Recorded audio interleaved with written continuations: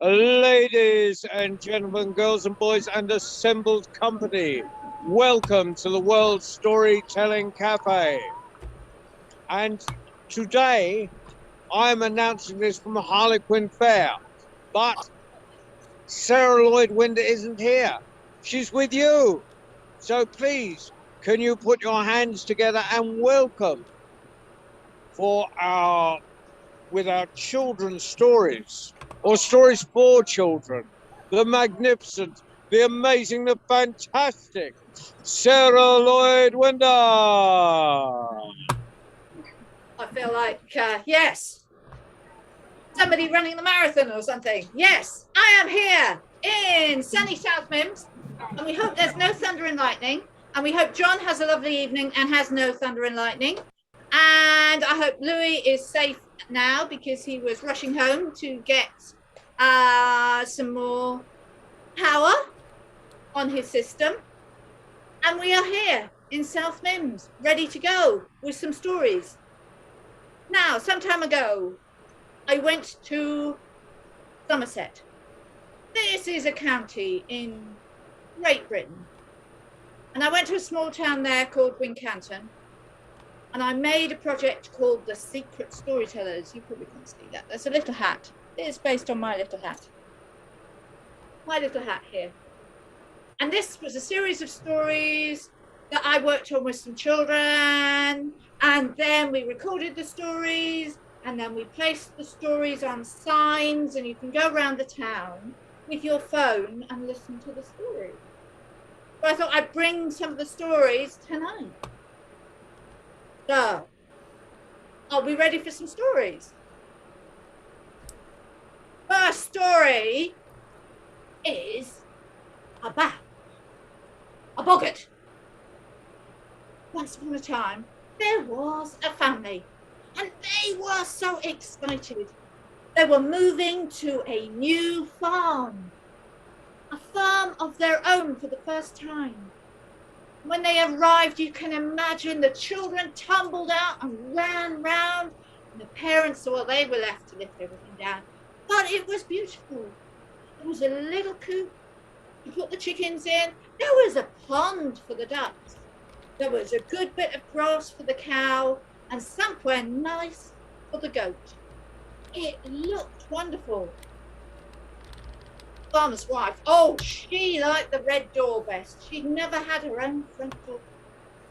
And a front door sometimes is very important, isn't it? Having your own front door. We all like to have our own entrance, don't we? The place we go in. Well, I've got the front door, I've got the place for the goat, the place for the chickens. Oh, it was lovely. And it takes some time settling in, doesn't it? You don't know where the things go or where the things are. They've been there a while and things, yes, started to be a bit annoying. But the farmer, he noticed it first and he accused the children. Have you been stealing my spade? I left it there this morning and it's gone. Children looked around and went, no, look, it's over there. Except that happened every day. And it was never where he left it. And then it was the eggs. The eggs the chickens laid.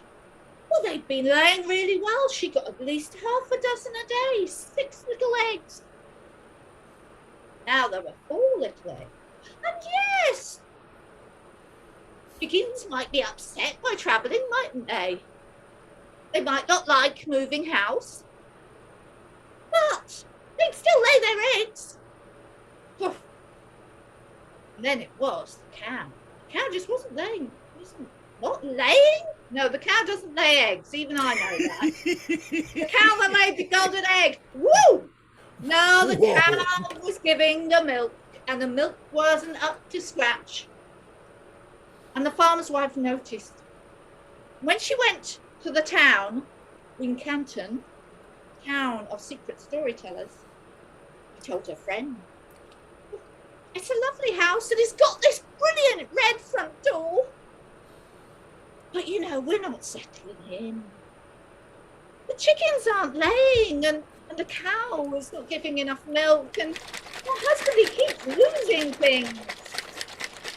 So our friend turned round and said those magic words, those words that instill fear in some people's hearts. You've got a boggart. A big boggart. Louis, do you know what a boggart is? Oh, it's like an annoying person. It's like a wicked little house elf. It's like one of those things that comes into your house and moves things when you're not looking.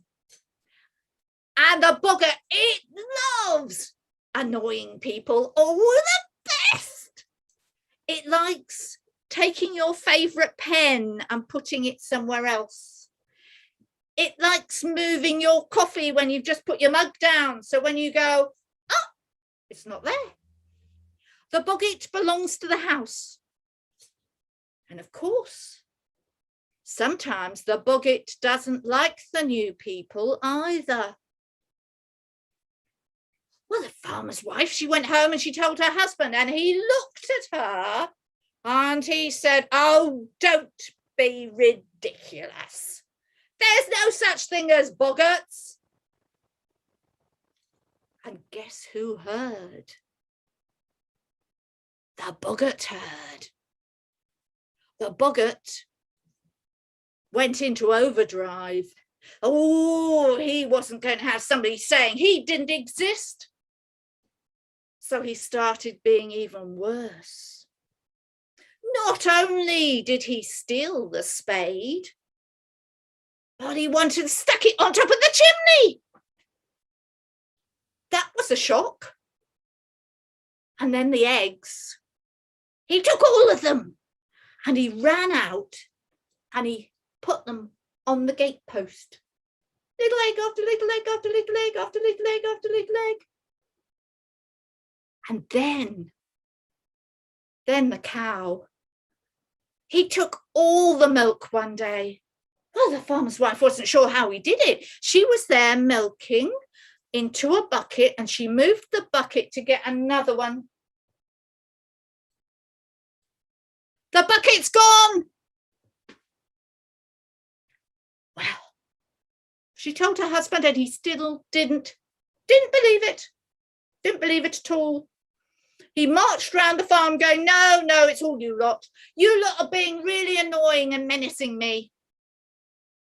Well, he marched that evening off to the pub. And after he'd had a couple of drinks, he came back up the hill, up what is called Creech Hill. Now, as you go up the hill, there's a sort of dip. And the boggart had he'd sorted out this amazing joke. He got one of the farmer's wife's sheets and he'd stuck it on some poles and he hid in the dip. And just as the farmer came up over the hill, he leapt up with the sheet, shaking it in the air like a giant ghost. Now the farmer, did I tell you he'd been to the pub? You know what a pub is? That's where you drink alcohol. Yes. 1 drink, okay. 2 drinks, a little bit. 3 drinks, 4 drinks. When the farmer saw that sheet, he was away. And he took one look and he screamed and he ran all the way back to his house and he slammed the door. And he did agree with his wife. Yeah, all right. Perhaps we've got a boggart. Perhaps we've got something going on here. And they had a long discussion well into the night when their children were sound asleep. It's not getting any better, is it? We've got a boggart. We'd be better off going back home. We're never going to make any money if he takes all the eggs and all the milk. We'll never make anything of this place. And so it was decided. The farmer and his wife would pack up and leave. So the next market day, early in the morning, they packed all their goods onto the big cart and they set off down the hill from Bruton to go through Wincanton and back to the old place that they didn't own, that wasn't theirs, but didn't have a boggart. So down the hill they went, and as they got to Wincanton, the farmer saw a friend. The friend waved and said, "Where are you going?" "Oh," they said, "we've got a boggart, and it's driving us out of home. We can't live there." "Are you all going?" said the friend. "Oh, yes," said the farmer. "Look, we've packed everything up. We're leaving." But then, just then, there was a little tiny voice from the back of the cart, and it said, "We're all going." And the farmer and his wife looked, and the boy and the girl looked. And then they nodded their heads. "Guess who's coming with us?" "It's the boggart." And so the farmer looked at his wife and said, "If we can't leave it behind, we may as well live with it. It's obviously part of the family." And they turned the cart around and back up Creech Hill they went to the farm. And some say they managed to live quite well with the boggart. And others say it was a bit annoying, but they managed. But it went down in history as the boggart of Creech Hill in Bruton. And that is my tale of the boggart. Ba-dum! You see, when I went to Wincanton, I asked for stories. And although that's a story you hear in many places, somebody said, this is the story of the boggart in Bruton, which is just a little village outside Wincanton. So I had to include that one, didn't I? Even though it's a bit sneaky and it's not quite Wincanton. So I think we need another Wincanton story. And this is where my friend on the wall comes in. This thing here. This is a Chinese one. What do you think it is? It's a Chinese dragon. But in Somerset, we don't have dragons. We have worms. I don't know why we have worms, but we do. Some people say verm, but we think dragons are obviously big worms. No, definitely we call them worms. And this is a worm tale. And Somerset dragons are slightly different. Now, you have to understand that in Somerset, there is a little tiny berry. It's like a blueberry, but it's called a whortleberry. And they are very special. And people go out and pick these wild berries and make pies. And there was a lady who made the best whortleberry pie in all of Somersetshire. Oh, she was renowned for it.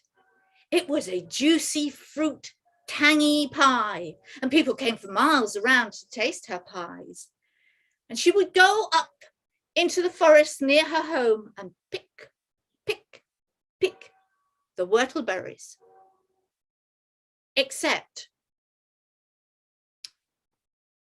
something started to happen. At first, it was just a few chickens disappeared. Then a sheep. Then somebody said they'd lost a cow and they'd found little bits of it. Well, that's when the other tales started. Somebody said they'd seen a black, scaly tail disappearing into the wood. Then somebody else said they'd seen a big eye. So the lady who made whortleberry pie didn't go on her own to the woods anymore, didn't pick that many whortleberries because she was afraid that there was something in there. Well, one day, her cousin came for a visit. Of course, he came from Wincanton all the way to see his friend, his relative, who made the best whortleberry pie in all of Somersetshire. And there he was so excited, and he brought her a present, a little wooden stool. And he thought, if I give her the stool, she'll make me a pie. And he got there and he gave her the stool, and she said, oh, I haven't made the pie yet. Because, of course, she hadn't been to the wood, because there might be a great big black scaly thing there. Oh, it's all right, said her cousin. I'll go and pick the whortleberries and I'll get some firewood.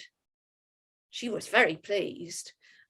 And he was a bright young man. I'm sure he wasn't going to get harmed. No, she thought. So she gave him a basket and waved as he went up into the wood. And off he went. He didn't know any different. Well, he picked the whortleberries first because they were a bit fiddly, and he got a good basket full and put them down. And then he chopped some wood. And then he thought, oh, feeling a bit peckish, I'll have my lunch. Now, Somerset, you see, it is the home of a special type of cheese called cheddar cheese. Some people may think that this is found all over the world, but only the best cheddar cheese is found in Somerset. So he had his great big hunk of cheddar cheese and his great big hunk of bread, and he sat down on his log and he was nibbling. But the log kept moving. So he stuffed a piece of wood down underneath. But the log kept moving.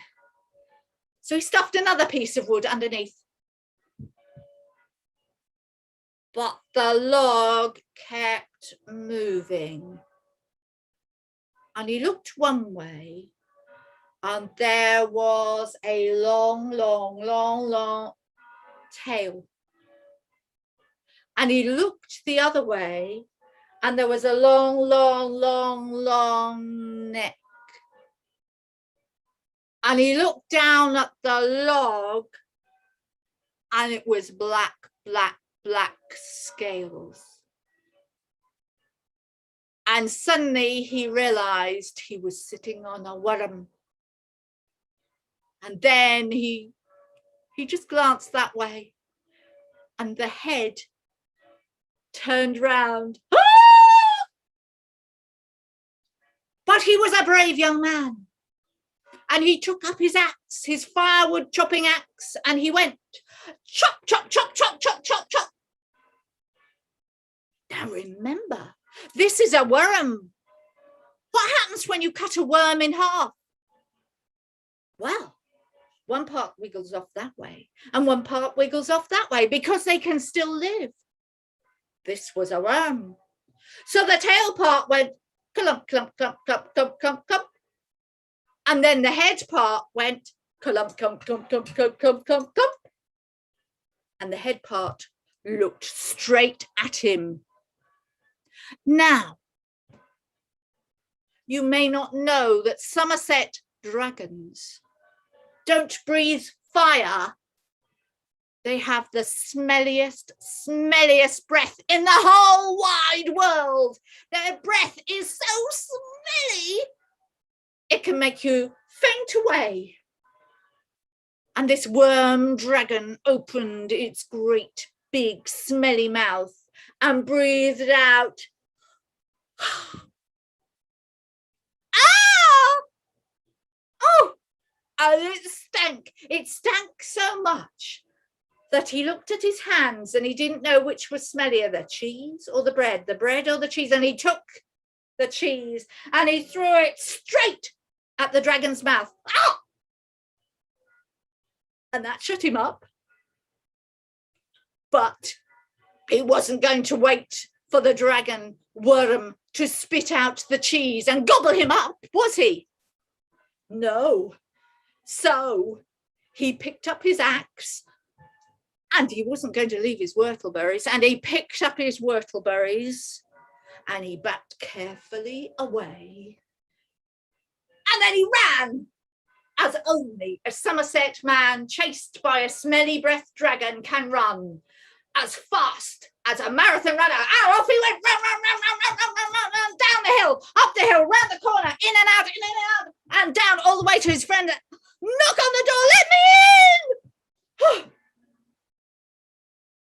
And he told her his tale of the dragon. And as he told his tale, she rolled the pastry, she cooked the berries, she put them in the pie, she baked the pie till it was,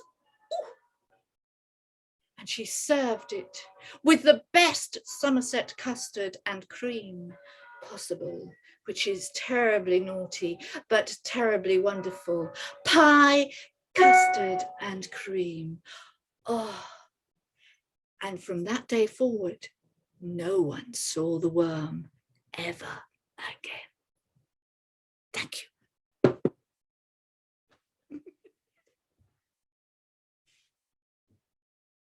Only in Somerset would you have a story of a worm and eating. It's terrible, very terrible. So, we've had boggarts, we've had dragon worms. So now I think we need pixies. Pixies are what we call fairies. Yeah? But pixies are wicked and naughty. And yeah, these pixies aren't evil, they're just naughty. But so is the person in the story. He's not nice at all. So I'm just going to have a quick sip before I start my story of the pixies.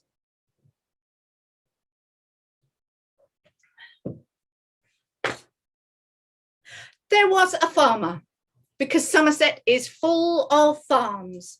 It doesn't have big cities. It has green, bumpy hills with cows that make cheese, the odd sheep.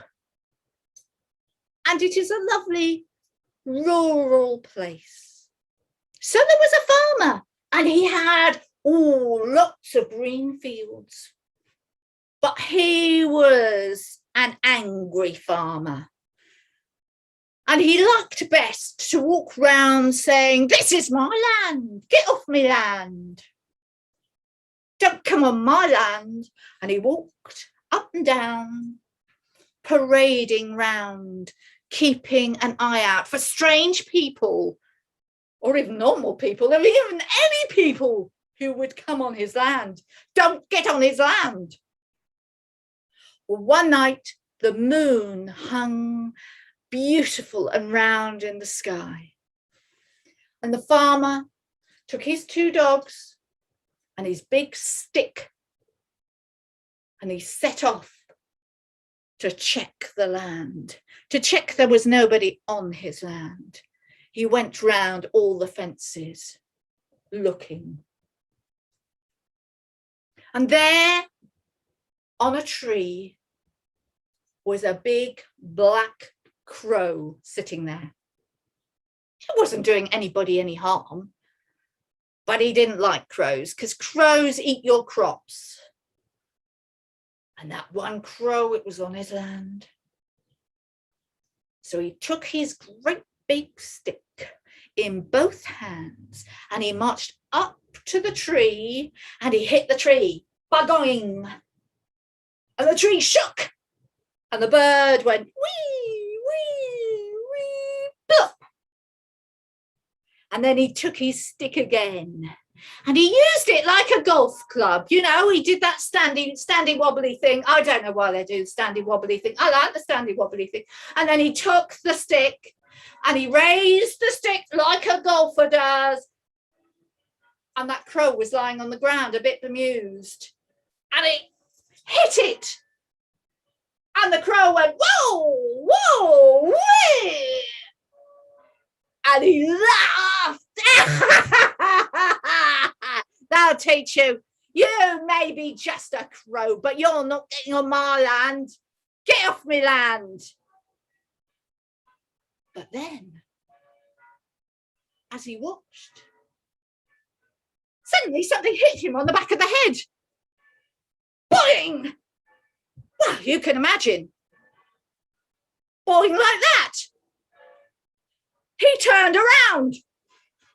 Who did that? And up, bigger and bigger and bigger, in front of him stood not a very big pixie, because pixies are not very big. So he had to stand up as tall as possible. But he was the angriest pixie you have ever seen in your life. He was seething. He was so angry. And he looked the farmer straight in the eye and he said, "That was not nice. You hit the bird and the bird had done nothing.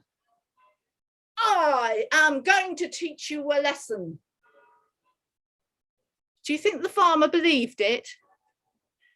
No, the pixie was smaller than him.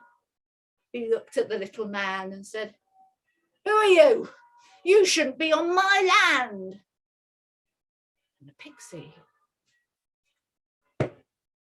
he drew himself up to his full height, all of 4'2.5", and said, "Your land? My family have been living on this land for centuries. And I bet you don't even know how old I am. I am 421. The farmer looked at him and went, "What?" He was getting very confused by now. "I am 421. I say you are very rude and you should not do things like that." And so the farmer, he was a big, burly farmer. And he just looked down at that little pixie. And he said, "Who do you think you are? You and whose army?" And with that, an army of little pixies suddenly appeared, one after the other, popping up all over the place, smiling and laughing, going, "Ah, hello, hello, hello, hello, hello." And that first pixie said, "We are here to teach you a lesson." And all the pixies said, "A lesson, a lesson, a lesson. We're going to teach him a lesson." And then they looked at one another. "A lesson? What lesson?" And the first pixie said, "Let me think. What shall we do?" "I know," he said. "We will have a pixie race." "Oh, yes," they said, "a pixie race, a pixie race." And suddenly they were leaping all over the place and organising things. And from nowhere, suddenly they had horses, little fell ponies, little rough ponies, small, almost short enough to get your feet on the ground. And the pixies were leaping on the horses. And they dragged the farmer and they threw him on top of one of those horses. There was no saddle. There was no bridle. There were no reins. And all the pixies were shuffling. Oh, they were so excited. They love a race. And they lined everybody up. Yes, and they had little lights and they appearing in the field like a racetrack ahead of him. And they were shouting and nudging at the farmer, going, "Yeah, race, a race." And then 3, 2, 1. Bang! And they were off, galloping across the field, horses after horses, jumping things, moving round things. The farmer, he liked walking. He liked his feet square on the ground and he liked to have power over the world.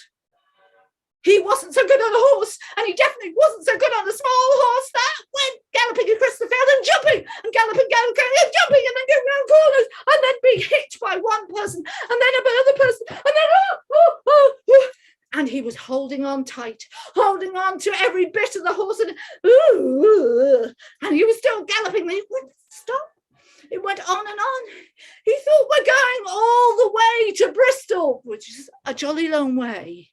If you don't know, it is a long way away.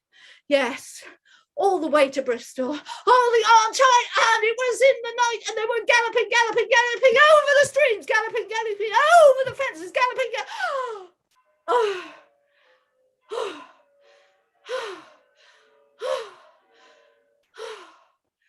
And suddenly, out of nowhere, a shout went up. I won, shouted one of the pixies.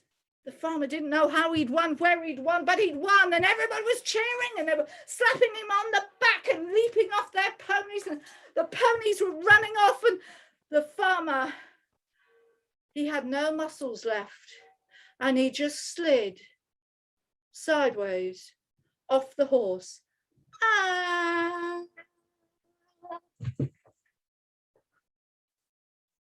Onto the ground. And that was the last thing he remembered. The next morning, people at home were confused. Where's the farmer? Farmer Lunscombe not at his house. People were sent out. We saw him go on the walk. The dogs had come home. You remember? He went out with 2 dogs. Well, then, dogs aren't stupid. They went straight home for their dinner. No farmer. So they searched through the fields. And eventually, there beside the hedge was a big lump. It was the farmer. He was still alive, a bit battered and bruised. They say he was unconscious for 3 days, just lying there. But when he woke up, he was a different person. You remember what he was like before? Get off my land! Now he was kindness and smiliness and shariness personified. Come and have a picnic. I'll be opening the fields on Sunday. Come and see. Have you seen my cows? They're the smartest cows. Come and have a visit. There was a lot of talk in the village about his change. He's gone a bit odd in the head.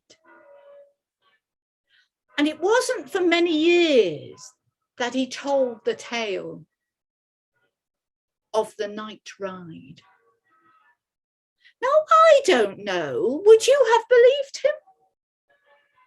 Or would you think he got a big bump on the head and suddenly he had this dream? Well, everyone in Somerset believes he met the pixies. If you don't come from Somerset, you don't have to believe it. But we do. And we believe that Farmer Lunscombe was changed in the middle of the night by the pixies who didn't like rude, grumpy farmers. Thank you very much. Ba-dum.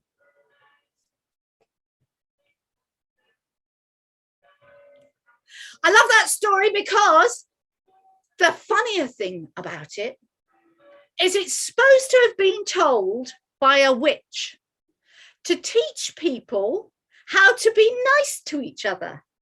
And this witch wasn't a black, spooky witch. She was what is called a hedge witch. She is somebody who made potions and made you better, gave you nice soothing drinks when you had a headache. She was a nice lady and everybody liked her. Yes, when you had a bump on the head, you went to the nanny and the nanny put nice things on your head to make you feel better. Great big bandage. Right. So we've heard about the pixies.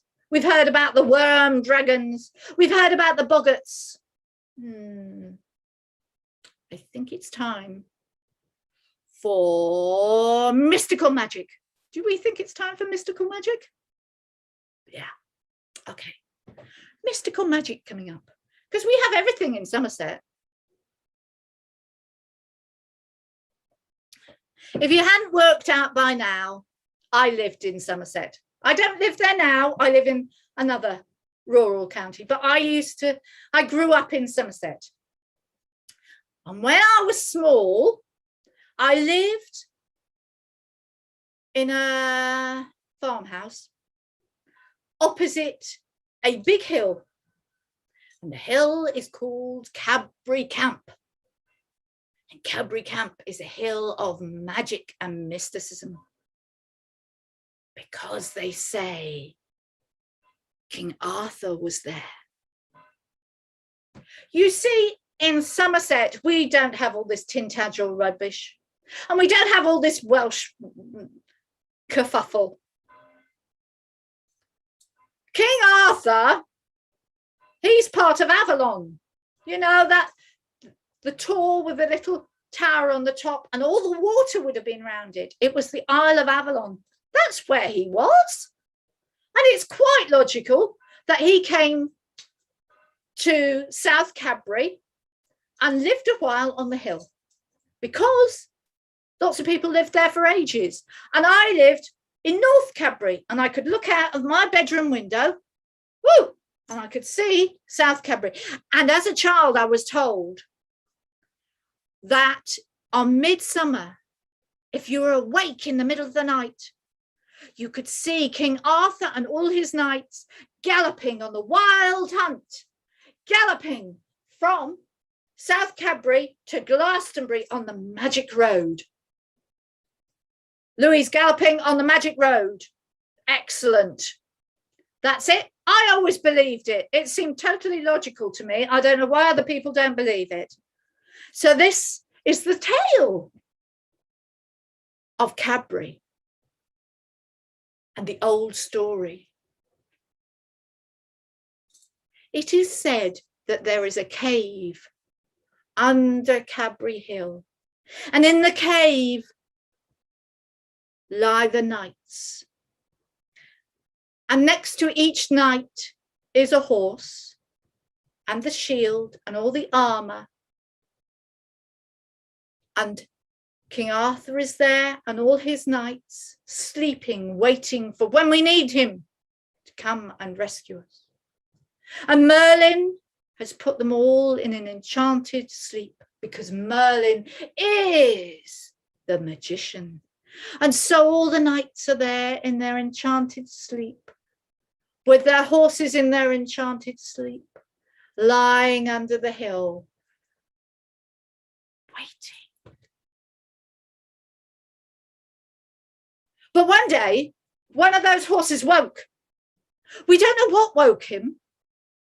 Perhaps it was a change in the weather. Perhaps it was somebody above galloping around. But one of the horses woke up, got disturbed, and knocked off a shoe. Now that's no good, is it? You can't go out on a rescue mission with a horse without a shoe. And Merlin found out, and he had to go and make the changes. So Merlin went to Cadbury. He went through the magic gateway into the cave. And there he checked all the knights. They were asleep. That would have been a lot of snoring, wouldn't it? Can you imagine? All those knights and King Arthur snoring all at the same time with a bunch of horses. Wow, was it a loud snore? Oh my goodness, snoring is worse than my hippopotamus husband snoring. Yes, anyway, that is another story for another time. He does a lot of hippopotamus snoring. You have to roll him over. Anyway, you don't want to know about the hippo. So Merlin went in and he was saying, oh, goodness. But then there was one horse that was not snoring. One horse that was not happy. One horse that had kicked its leg. One horse that had a shoe missing. So Merlin had to do something. So he took the horse very carefully and he led it out and he led it down the hillside in the middle of the night. Now, Merlin had a problem. Either he got somebody to change the shoe, or he got a new horse. Yes. And he decided that he might get caught if he tried to have the horse with another shoe put on by the blacksmith. So he would just go out and he would buy a new horse. So he went round the farms. He went down to South Cadbury, no horses. He went to North Cadbury, no horses. He went to a place called Sutton Montis. It's over the other side. And there were horses. There were 6 horses. And so he tried to shuffle the horse with its shoe missing in amongst the horses and borrow another, but it didn't work. And also he was Merlin and he was good and he knew that was the wrong thing to do. So he waited until the first light of dawn came and the farmer came out. And he said, "You've come out. Would you sell me a horse?" Farmer looked. "How much?" "As much gold as you can put in your pockets." "As much gold as I can put in my pockets? I mean, we Somerset people, we don't believe things like that." "Show me," he said. "Okay," said Merlin. "Now, which horse are you willing to sell?" And so the farmer chose. It wasn't the best horse, but it definitely wasn't the worst horse. It was a good, fine, strong, middle-aged horse. It was good. It wasn't too young and it wasn't too old. You know, imagine you've got to have a knight with all that armour on. You can't be a little young horse that might leap around, and you can't be a old horse who would fall under the weight. You had to be a nice, strong, middle-range horse. So off they went. Merlin looking a bit odd, because you can imagine, you know, if you'd just woken up early in the morning and there was this magician at your doorstep, what did he look like? Exactly. I'm sure he looked a bit odd. And it was well before we had hippies in Somerset, so he still looked a bit odd. So off he went round. Now, Sutton Montis is just over the hill. So they walked up the hill and round the wood. And there was the farmer trying to look where he was going, but he was thinking, I've never been here before. And they went through the trees and wiggled and down and up and down and round. And suddenly they came to doors. Gateway. And Merlin did his magic thing. You can imagine, he walks up and he places his hand on the door and he says his magic spell and the gates open. And the farmer's beginning to feel a bit weird in the tummy. But he's got his horse and they go in and they go down a long passageway, and the farmer's thinking, this is odd. I've lived here all my life and I've never been down here. And he gets down and there's one light in the middle of the cave, but that one light is on top of all the gold. And so the yellow of the cave is overwhelming. And the farmer's mouth falls open.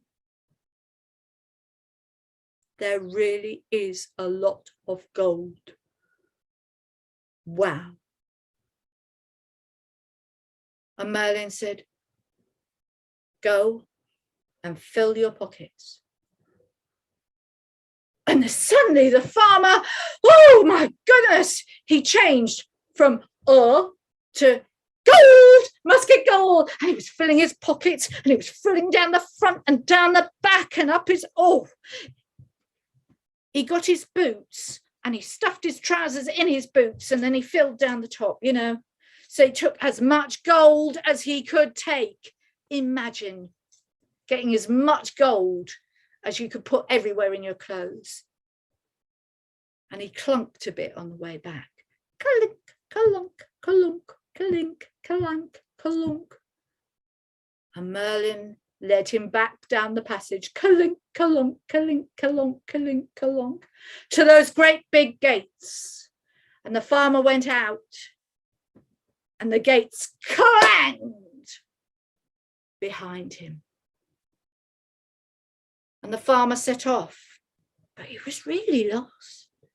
Kalink, kalunk, kalink, kalunk, kalink, kalunk, kalunk, kalink.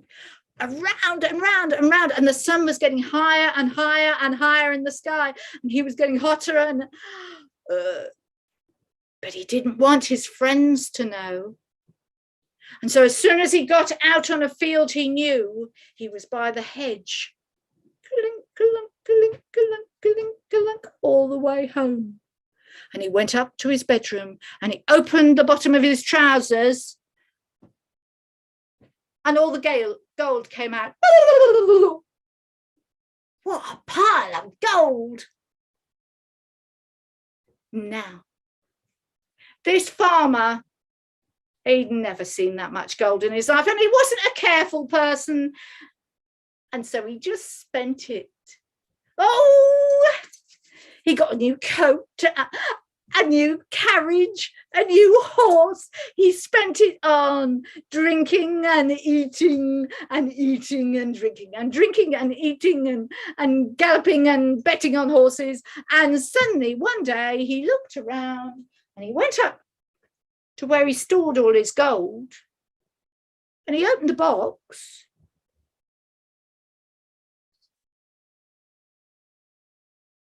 It's empty.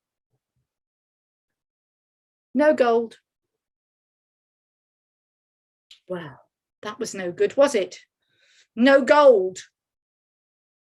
I'll have to go back, he said. I have to go back to the hill. So back he went to the hill. Well, local legend says that when he got his gold, he was 45. And he didn't die till he was 65. But he spent 20 years walking around that hill trying to find the cave and the gate so he could get more gold, and he never found it. And meanwhile, his farm went to rack and ruin. His family sold all the horses, all the cows, all the sheep, because the farmer did nothing. He just searched for the magic cave, and he never, ever found it again. And that's the story of the farmer who went to see King Arthur and the knights sleeping under the hill. Thank you.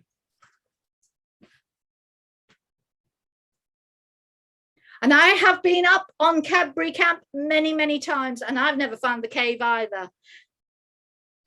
And we've fallen off the top, and we've rolled down the hill, and my sister cut a rye, and we've flown kites on the top, and we've never, ever seen King Arthur. So there you go. But it's a magic place. And sometimes in the summer, it has glowworms, which are very, very beautiful. Well, I think I'm supposed to be doing about 45 minutes.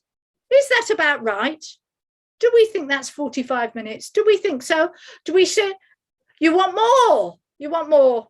Oh, well, you want one more story? Should we have one more story? Okay, right. Let me think. Let me think of one more story. I've thought about boggarts and oh, we haven't had any mermaids, have we? No, because we don't call them mermaids in Somerset. No, they're very different. Yeah, because yes. I think we need one of those just to finish us off, as if we're going swimming at the end of the day. Right. There was a fisherman, and he lived on the coast of Somerset. He lived just where there were rocks and stones, because on that side there was a great big bay with mud, and on this side there was a great big bay with lots of mud. Now, mud's good for lots of sea creatures, but it's not very good for swimming and paddling and building sandcastles. It's a bit yucky. But in the middle, there's a rocky outcrop. And you can walk up the top and you can see the sea hitting. And it comes up in big waves and you get very wet. But it's a lovely place. And this fisherman, he lived near there. And he had his boat. And he sailed out into the sea and he came back. And his wife was about to have a baby. But things didn't go very well and she didn't get the baby. It didn't happen. So she was very sad. And when the fisherman came home every night, she was very sad, very sad. So one night, he couldn't bear being at home anymore and he went for a wander along the cliff.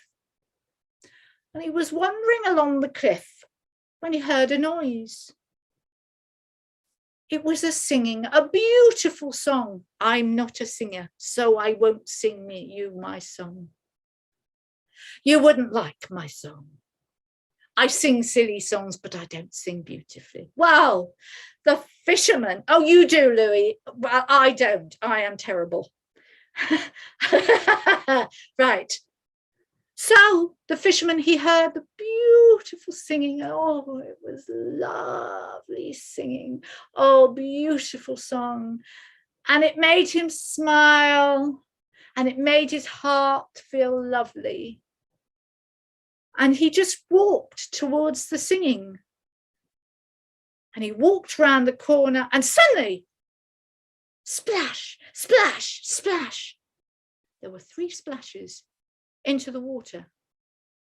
And all he saw were 3 tails disappearing. And he smiled. I have just heard a sea morgan, he said, because we don't call them mermaids.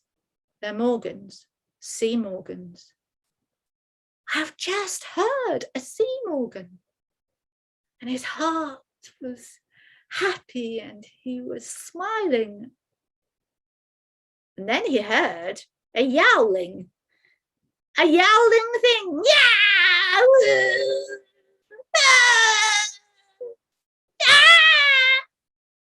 And there on the ground was a little baby.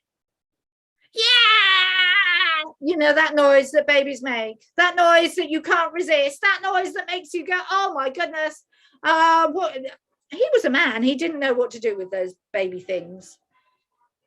And he thought, well, it must belong to the sea morgan. So he stayed there and waited and time passed and nobody came back. And the baby, he just screamed and screamed and screamed until he couldn't bear it anymore, because that's why the baby does it. So you rescue it. And he picked up the baby and he carried it home and he gave it to his wife and said, it's been abandoned. We need to look after it. And she had wanted a little baby for so long.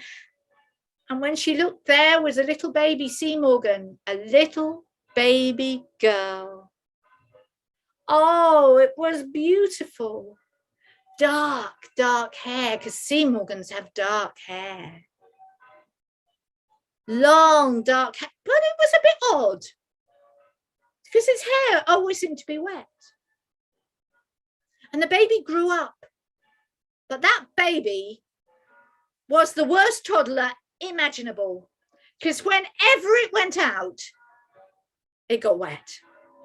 Water, jump, splash, paddle. Near the sea, splash, paddle, swim, wet. Walk down the lane, kick, paddle, splash, wet. That poor mother, she could never keep that baby dry.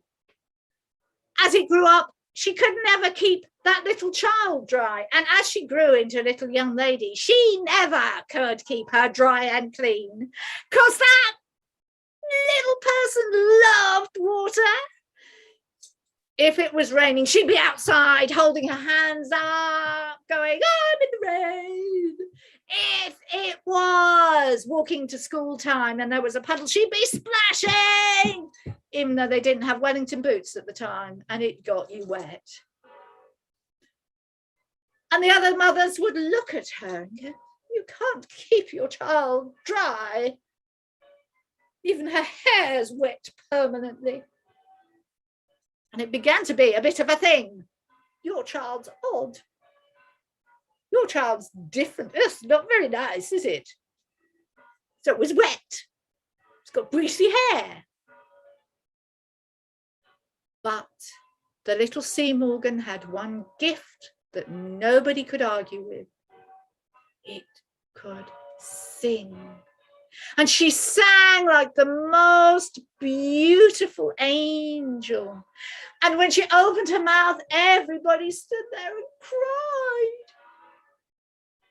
And so, of course, the vicar, he wanted the little Sea Morgan to join the church choir, because that's what you did in that time at that place. You got everybody in the church to sing. Except that when she was next to other people, she couldn't sing because the noise went in her ears and confused her. There was so much noise going on that she couldn't hear her own voice coming out. And she'd put her hands over her ears and run out screaming because there was too much noise. And so again, the people in the village said, oh, there's something wrong with that child. It can sing on its own, but it can't sing in the church. And that was very bad, wasn't it? Because people who couldn't sing in a church were not right. And people who, as they grew up and got big, hello again, and who always got wet, were very strange. Now, one Sunday morning when everybody set off to church, it was too hot. And the little Sea Morgan, she walked on her way to church and she saw the village pool. And she looked at the village pool, and what did she want to do you think? She wanted to dive in the water and go swimming. And it was so hot. And she hated going to church because they all made such a noise and they wanted her to sing. That she ran and she jumped in the pool. And it was like everybody in the village had been waiting for this. There's something wrong with her. She's evil. We're going to have to do something. And that very afternoon, they got the vicar and they all marched down to the fisherman's house. March, march, march. Now, it wasn't funny. It wasn't nice. They had big sticks. And they were going to hurt that little Sea Morgan. And at the house, the family got together and hugged. But the Sea Morgan said, it's okay. I'm going to go home. And they looked at her. And they said, where is home? This is home. And she said, no, I've worked it out. I am a Sea Morgan. I belong in the water. I belong in the sea. I will be happy in the sea. And they looked at her and they heard those horrible marching people with their sticks shouting.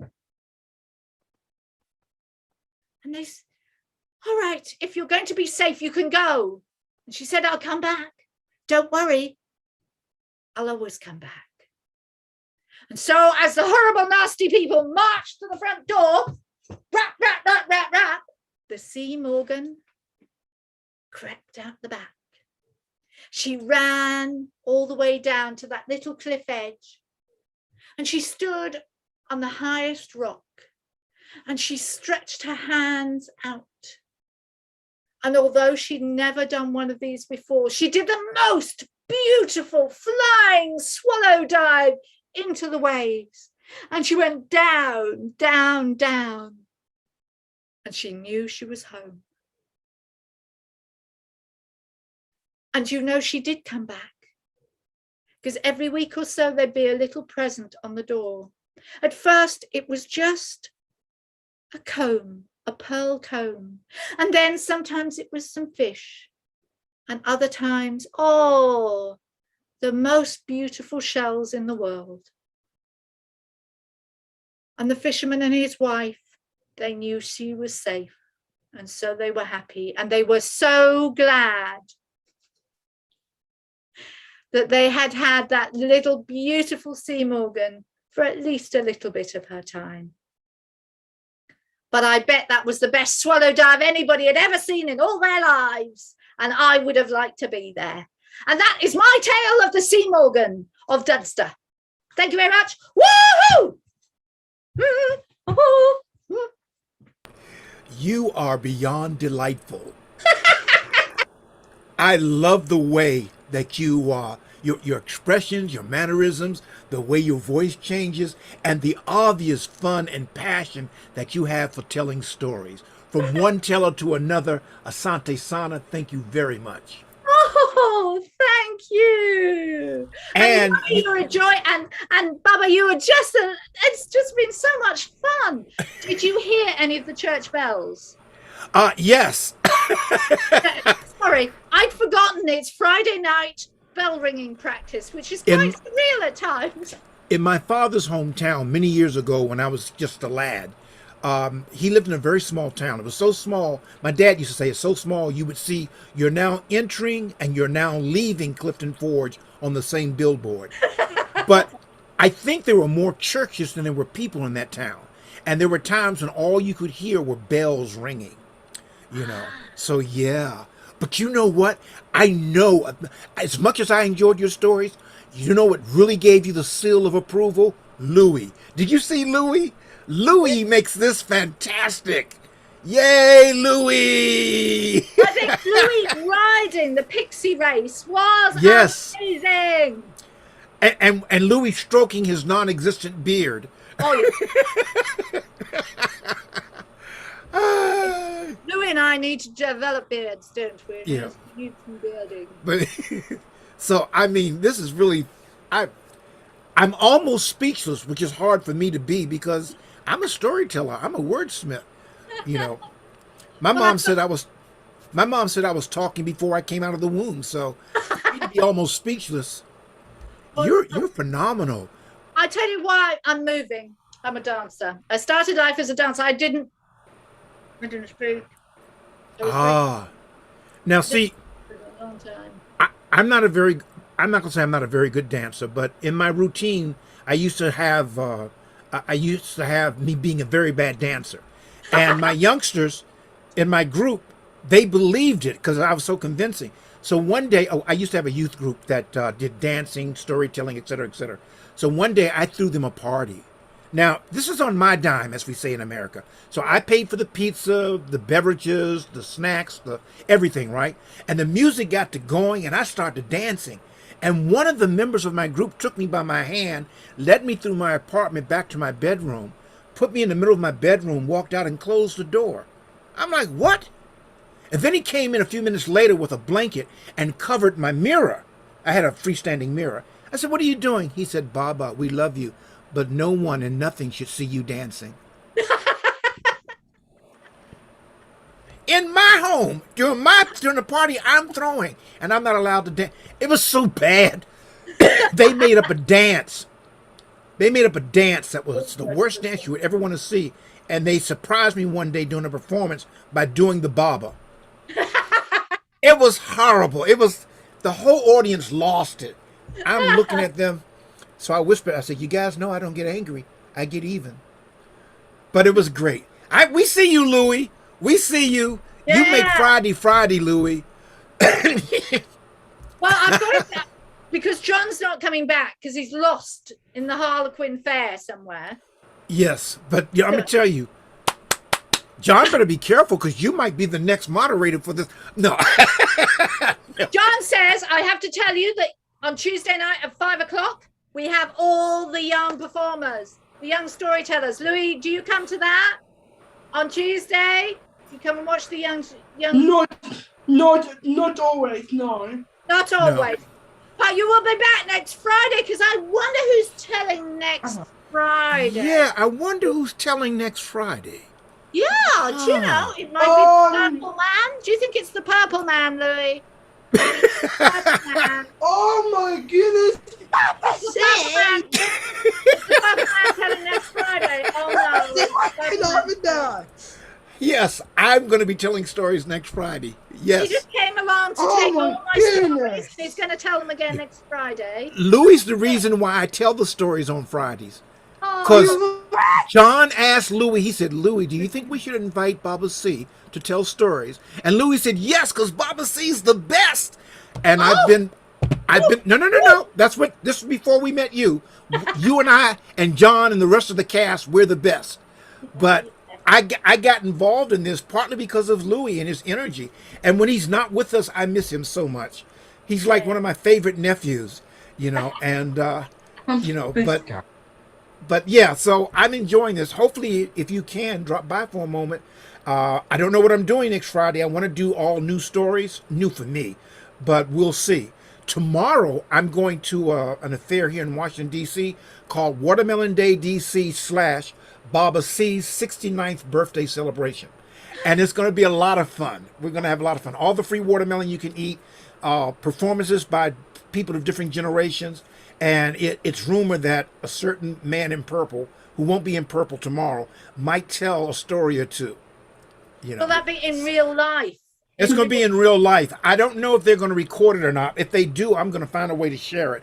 But it's a very carefully chosen celebration. We didn't do it last year. It's become a tradition. We've been doing. Well, I've been part of it for at least 5 years. So and since the second year, they've made it Watermelon Day, Baba C's birthday celebration. So it's great. Birthday? My birthday is August 4th. I'm Leo, so I celebrate all month long. Yeah, and my birthday's next Thursday. But Oh! I'm having an early party tomorrow. But that's all right. That's what we Leos do. Yeah, It's and I'm okay. having another one on Thursday. Yes. Yes. So do you have 2 birthdays or 3? Or just one? Do they make you just have one birthday, or do you get more than one? Baba C's double often. Right. Yeah. Right. I call it my birth month. And they're all... some friends of mine are taking me to something called Awesome Con. It's like Comic Con, but you dress up. And another friend of mine is supposed to be taking me to a dinner at an upscale restaurant. They're different little things. I had a pizza party planned for today, or was that yesterday? But it will come. So it's a lot of little things. And seeing Louis and hearing and experiencing you. What better birthday present could I have? No, thank you. You are phenomenal. Baba C, Yes, Louis. I'm not here on next Friday. I'm not in next Friday. But Louis, you can always go into the archives and see the performance, right? I can watch it on catch-up, so... Yes, that's what I call the archives, ketchup.